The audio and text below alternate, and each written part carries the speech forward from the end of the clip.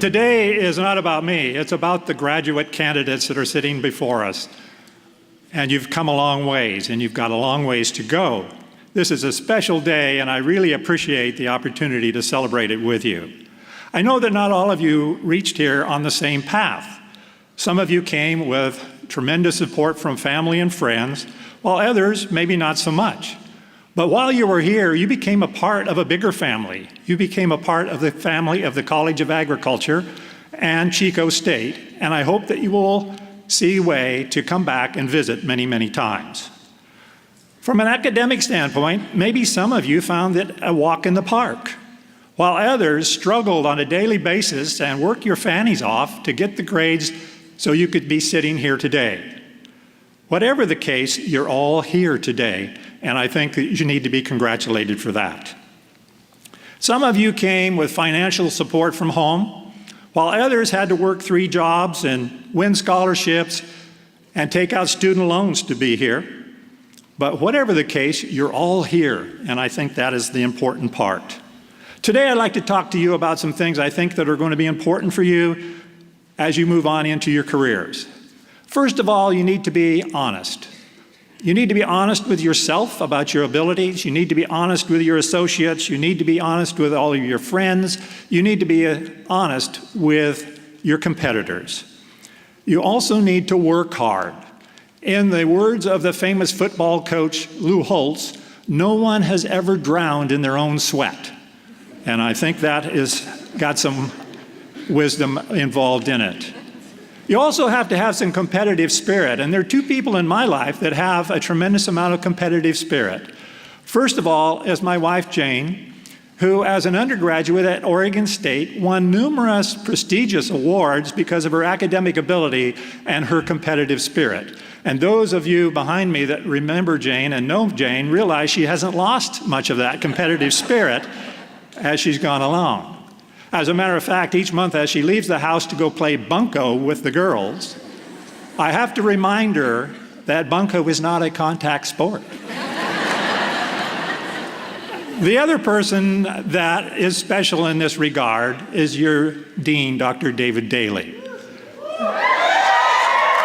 After a beef cattle conference in Colorado a few years ago, his friend Steve Radakovich and another guy you know, Clay Carlson, who is somewhat of a CrossFit junkie now,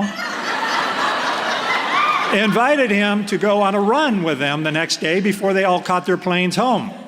What they didn't tell him, and he agreed, of course, and what they didn't tell him was that they were going to run to the top of Pikes Peak. And when they got to Pikes Peak, they found out it was closed for a car race that day, and so they had to pick the next mountain over, which turned out to be Colorado's answer to Mount Everest, and they started up the trail. They told Dave, now you haven't been training like we have, and so when you get tired, just sit down and wait, and as we come back down the mountain, we'll pick you up and we'll go home. When they got within 200 yards of the top of the mountain, they heard footsteps behind them, and it was Dave. And he blew past them, and he beat both of them to the top of the mountain.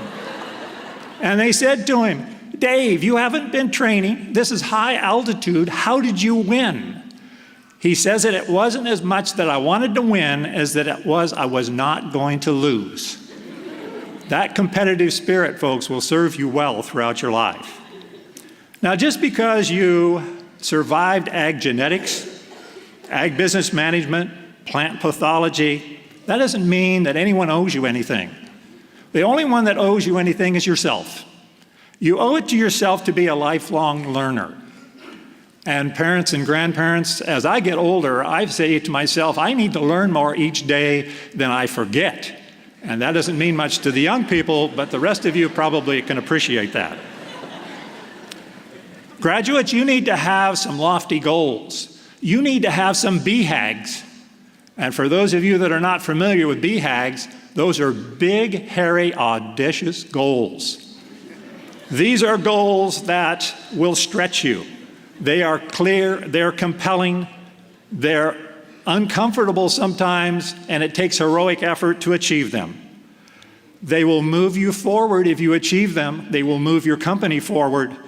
And the best example of a BHAG is in 1961, President Kennedy said to us, We need to put a man on the moon by the end of the decade. You know what happened after that. You need to question what you learned yesterday, because knowledge keeps changing and you need to keep changing with it. Things that you learned as freshmen here in the College of Ag, I first was introduced to in graduate school a few years ago. You need to be quick to look at new ideas. You need to be cautious to implement those. You need to be happy. You need to enjoy life. If you're not happy, you're probably not going to be very productive. If you're not very productive, you're probably not going to be very happy.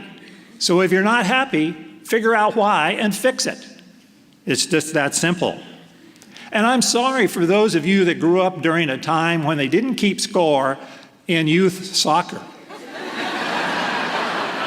Because when you exit those doors today, there's going to be a scorekeeper out there and he's going to follow you for the rest of your career. You need to have that competitive spirit.